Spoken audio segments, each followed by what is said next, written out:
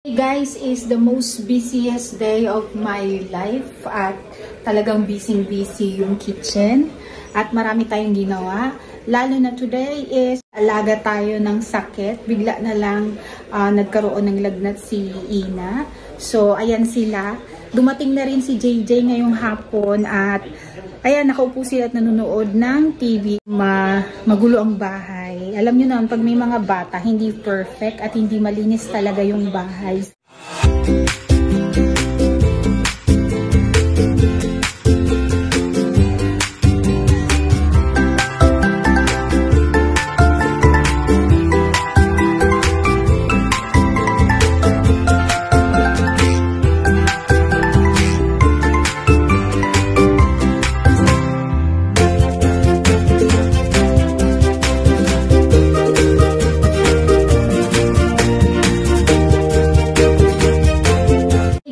Is the most busiest day of my life at talagang busy yung kitchen at marami tayong ginawa kasi nag-alaga tayo ng sakit. Bigla na lang nagkaroon ng lagnat si Ina. So ayan sila.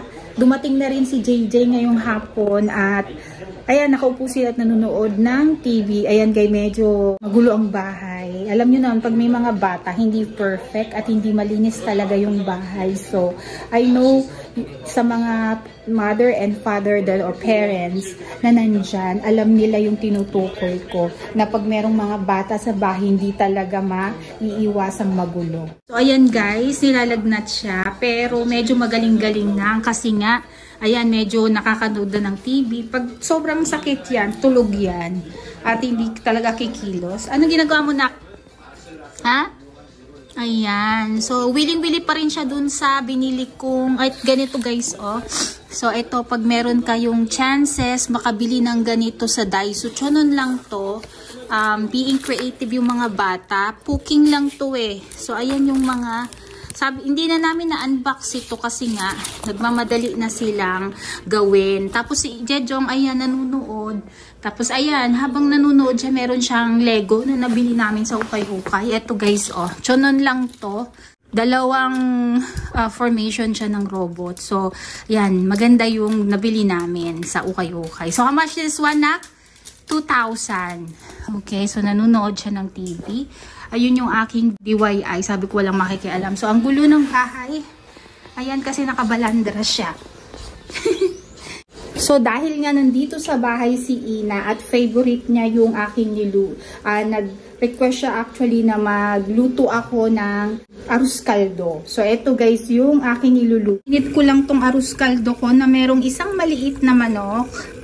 Ayan, masarap siya. Ayan. By the way guys, if you like to see how I make this special arroz caldo from scratch, I have arroz caldo videos in my DIY cooking playlist.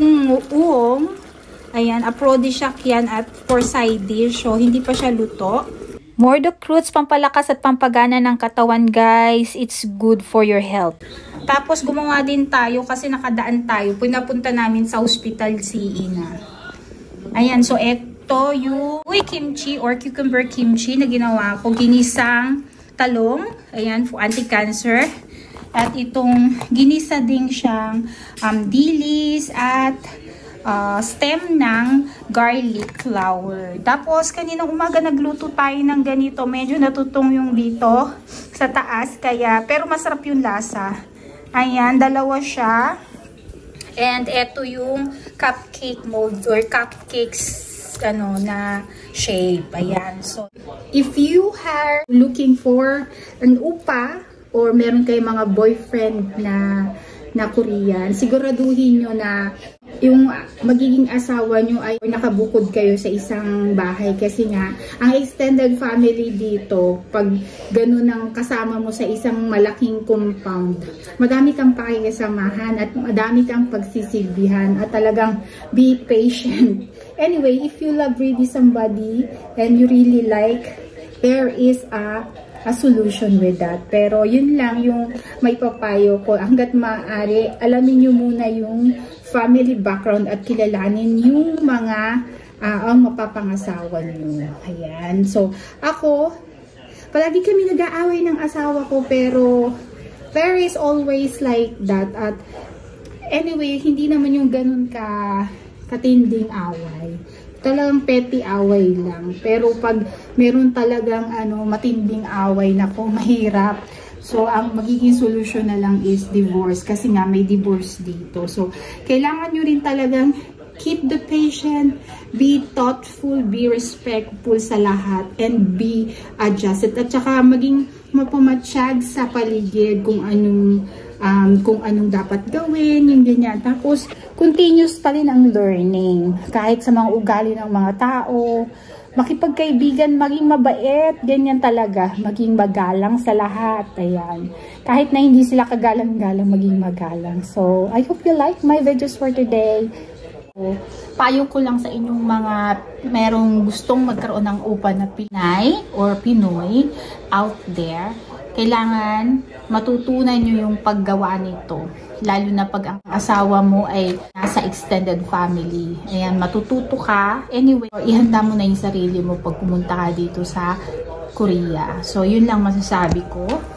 Kaya kailangan nating magluto at saka paglutuan, pagsilbihan. So, hindi naman pwede kailangan na bili palagi. By the way guys, may free time tayo at nag-hobbies tayo ng DIY ng mga stuff and items, recycling and reusing.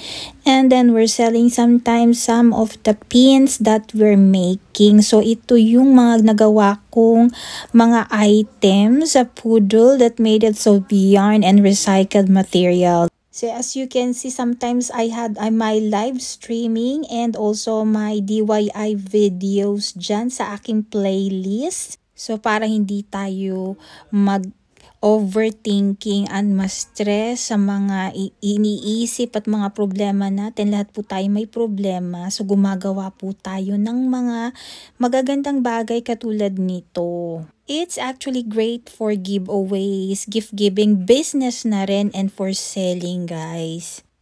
Nagba-buy and selling din tayo ng mga items na nagagaling dito sa Korea. By the way, guys, may mga DIY videos ako sa aking playlist.